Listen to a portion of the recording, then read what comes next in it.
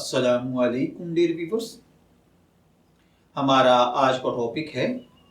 क्या औलाद के गुनाहों का वबाल वालिद के सर होगा या नहीं।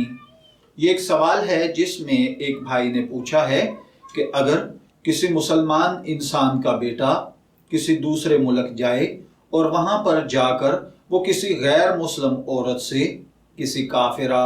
नॉन मुस्लिम से निकाह कर ले, या वहाँ पर जाकर वो उस यूरोपियन या उन दूसरे मुआशरों के अंदर जाकर रच बस जाए और उनके अक़दार, उनके कवानीन, उनके उसूल व ज़वाबत और ज़िंदगी बिल्कुल मादर पिदर आज़ाद उन्हीं की तरह गुजारना शुरू कर दे, तो क्या इसका वबाल इस शख्स के बाप पर आएगा या नहीं। तो देखिए भाइयों और बहनों, जब आकिल बालिग औलाद अपनी मर्जी से किसी हराम या नाजायज़ फेल का इर्तिकाब करे, नौज़ुबिल्लाह, और वालिद उसके इस अमल पर कतन राज़ी ना हो, तो उसकी वजह उसके बाप का गुनाहगार होना नहीं होगा, बल्कि इस तरीके से जो औलाद ने आमाल बद किए हैं उसका असर या उसकी जवाबदेही उसके बाप से नहीं होगी। अलबत्ता मामला अगर इस हद तक पहुंचे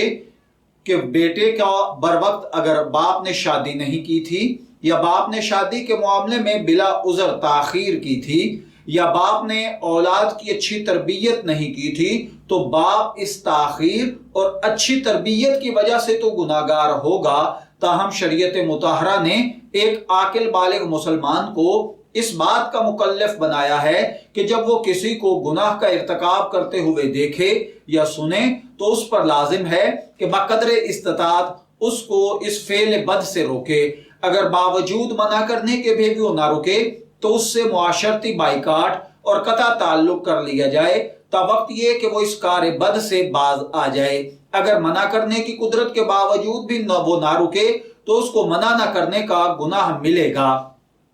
यहाँ मैं ये भी अर्ज कर दूं कि वालिद और ख़ानदान के दीगर अफराद पर भी लाजिम है कि वो उस शख्स को समझाएं,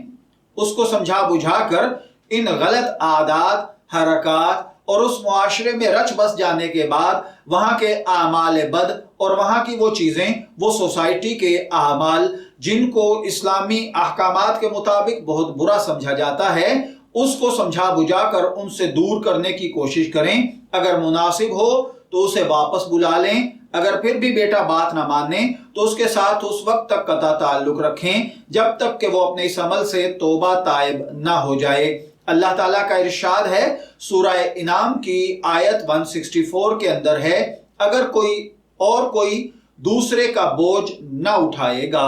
मैं दुआगो हूं कि अल्लाह ताला हमें इन बातों को समझकर इनके मुताबिक अमल करने की तौफीक अता फरमाए। शब्बीर अहमद को इजाजत दीजिए, फिर हाजिर होंगे किसी नए टॉपिक के साथ। तब तक के लिए अल्लाह हाफिज।